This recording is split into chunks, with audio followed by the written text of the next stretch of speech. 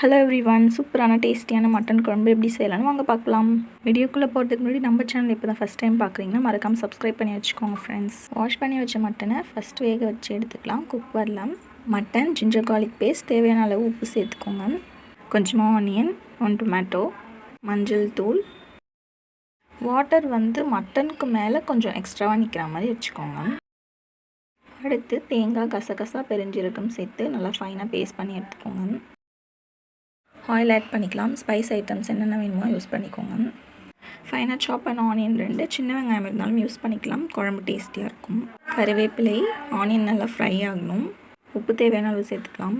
Onion colour change ஆகிடுச்சு பாருங்கள். இப்போ ஜிஞ்சர் கார்லிக் பேஸ்ட் ஆட் பண்ணி அதோட பச்சை ஸ்மெல் பொருள் நல்லா ஃப்ரை பண்ணிக்கோங்க.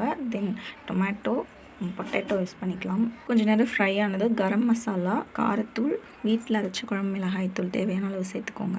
1 மினிட் ஆயிலில் மிளகாய்த்தூள் ஃப்ரை ஆனதும் தேவையான அளவு தண்ணி சேர்த்துக்கலாம். கொஞ்சமாக தண்ணி சேர்த்துக்கோங்க. ஆல்ரெடி குக்கரில் நம்ம வேக வச்ச தண்ணி இருக்குது. இப்போ அதை ஆட் பண்ணிக்கலாம். குழம்பு நல்லா கொதி வந்ததும் அரைச்சி வச்சுருக்க தேங்காய் விழுது சேர்த்துக்கலாம். வெங்காயம் சேர்த்ததும் ரொம்ப நேரம் கொதிக்க வைக்கக்கூடாது. உடனே கொஞ்சம் நேரத்துலேயே ஆஃப் பண்ணிவிடுங்க. அவ்வளோதாங்க, நம்ம ரெடி பண்ண மட்டன் குழம்பு ரெடி. நீங்களும் உங்கள் வீட்டில் ட்ரை பண்ணிட்டு எப்படி இருக்குன்னு கமெண்ட்டில் சொல்லுங்கள். இந்த வீடியோ பிடிச்சிருந்தா லைக் பண்ணுங்கள், ஃப்ரெண்ட்ஸ்க்கு ஷேர் பண்ணுங்கள், மறக்காமல் சப்ஸ்கிரைப் பண்ணி வச்சுக்கோங்க. நெக்ஸ்ட் வீடியோவில் பார்க்கலாம். See you guys. Thanks for watching.